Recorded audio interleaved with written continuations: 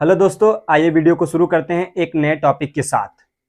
तो जो आज का नया टॉपिक है वो है पास्ट इंडेफिनिट टेंस, यानी कि भूत अनिश्चित काल। हमने प्रेजेंट के चारों टेंसों को आपको पढ़ा दिया है, ठीक। Present indefinite tense, present continuous tense, present perfect tense, present perfect continuous tense, ये चार टेंस कंप्लीट हो चुके हैं। अब जो सेकंड नंबर पर आता है वो है पास्ट टेंस। पास्ट टेंस का क्या पढ़ने वाले हैं? पास्ट इंडेफिनिट टेंस, ठीक। पास्ट टेंस के कितने रूप होते हैं? चार रूप होते हैं, ठीक। और जो पास्ट रूप का पहला है वो है past indefinite tense. Past indefinite tense का अर्थ क्या होता है? भूत अनिश्चित काल। भूत अनिश्चित काल यानी कि जो ये पास्ट इंडेफिनिट टेंस है इसकी हम पहले पहचान समझेंगे। पहचान, तो पहचान क्या है? ता था ती थे, आ ई ए, और यद वाक लास्ट में रुक जाए तो वो कौन सा टेंस होगा? Past indefinite tense. इतना आपको समझ में आया होगा।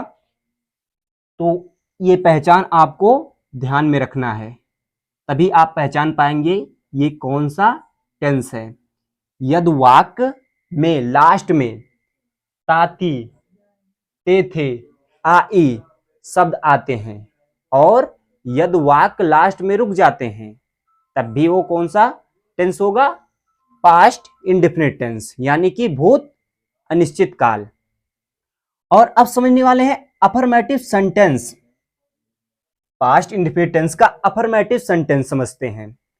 अफर्मेटिव सेंटेंस माने होता क्या है? साधारण वाक्य, सिंपल वाक्य। तो अफर्मेटिव सेंटेंस का स्ट्रक्चर क्या है, बनावट क्या है, इसको किस तरह से हम बनाएंगे, इसका स्ट्रक्चर पहले समझते हैं। स्ट्रक्चर क्या कह रहा है? Subject plus verb, subject plus main verb plus object. अब जो ये समझने वाली बात है, ये पास्ट इंडेफिनिट टेंस है। पास्ट इंडेफिनिट टेंस में अफर्मेटिव सेंटेंस में मेन वर्ब की सेकंड फॉर्म का प्रयोग होता है। यहां पर मेन वर्ब की second form, subject plus main verb की सेकंड फॉर्म प्लस ऑब्जेक्ट। जो ये सेकंड फॉर्म है ये केवल अफर्मेटिव सेंटेंस में होगा। सेकंड फॉर्म का प्रयोग पास्ट इंडेफिनिट टेंस के अफर्मेटिव सेंटेंस में मेन वर्ब की सेकंड फॉर्म का प्रयोग होता है। स्ट्रक्चर भी लिखा गया है, सब्जेक्ट प्लस मेन वर्ब में क्या लगेगा? सेकंड फॉर्म, मेन वर्ब का सेकंड फॉर्म प्लस ऑब्जेक्ट, यानी कि सब्जेक्ट कर्ता, मुख्य क्रिया और ऑब्जेक्ट कर्म। अब आइए एग्जाम्पल समझते हैं। लिखा गया है बढ़ई ने एक कुर्सी बनाई। बढ़ई ने एक कुर्सी बनाई, ई आया है ना, तो ये कौन सा टेंस होगा? Past indefinite tense. तो इसको हम बनाते हैं इसी स्ट्रक्चर पर रखकर। तो पहले क्या कह रहा है? सब्जेक्ट, सब्जेक्ट हमारा क्या है? ये बढ़ई। तो बढ़ई को क्या बोलते हैं? कारपेंटर, ठीक। तो लिखा गया है द कारपेंटर मेड। अब जो ये मेड है मैक, ठीक। मैक माने क्या होता है? बनाना। और यहां पर क्या है? सेकंड फॉर्म लगाया गया है, मेड ए चेयर। तो क्या होगा? The carpenter made a chair.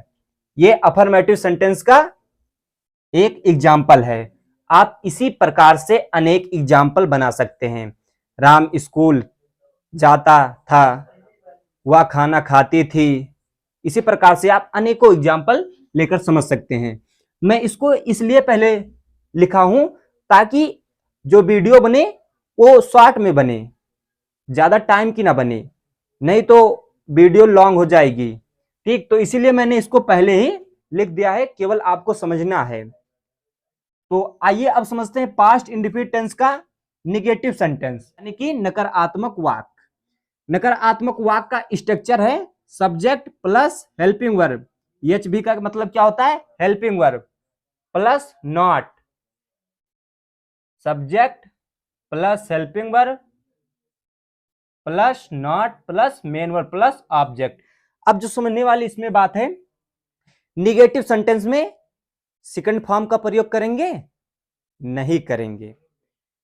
अगर पास्ट इंडेफिनिट टेंस का निगेटिव सेंटेंस होगा तो उसमें सेकंड फॉर्म का प्रयोग नहीं होगा, उसमें सहायक क्रिया डिड का प्रयोग होगा, हेल्पिंग वर्ब डिड का प्रयोग होगा। तो लिखा गया subject plus helping verb plus not plus main verb plus object. इधर एग्जाम्पल लिखा गया है वह कल मैच नहीं खेला। अब ये जो वाक्य है वह कल मैच नहीं खेला, तो ये जो वाक्य है लास्ट में रुक जा रहा है। तो मैंने बताया था कि अगर वाक्य रुक जाएगा तो कौन सा टेंस होगा, पास्ट इंडेफिनिट टेंस। तो यहां पर भी वही है, यहां पर क्या है, वाक्य रुक गया है और लिखा गया है वह कल मैच नहीं खेलेगा। इसका ट्रांसलेट होगा ही डिड। डिड क्या है निगेटिव सेंटेंस में, हेल्पिंग वर्ब है। और अफर्मेटिव सेंटेंस में, पास्ट इंडेफिनिट टेंस में, अफर्मेटिव सेंटेंस में सहायक क्रिया का प्रयोग नहीं होता है, मुख्य क्रिया की सेकंड फॉर्म का प्रयोग होता है। और निगेटिव सेंटेंस में हेल्पिंग वर्ब लगती है। हेल्पिंग वर्ब क्या है, डिड। तो यहां पर लगाया गया है did. He did not play. अब यहां पर निगेटिव सेंटेंस हो गया है तो सेकंड फॉर्म का प्रयोग नहीं होगा, तो इसीलिए यहां पर क्या है, play. Play match yesterday. Yesterday माने होता है कल।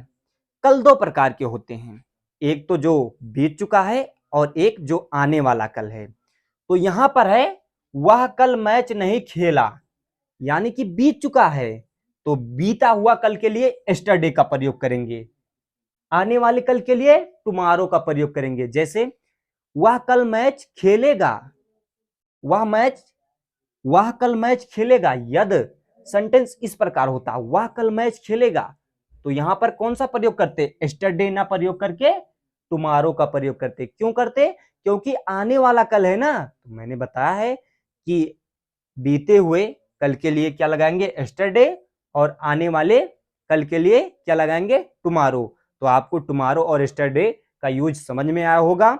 और अब आगे बढ़ते हैं और समझते हैं इंट्रोगेटिव सेंटेंस।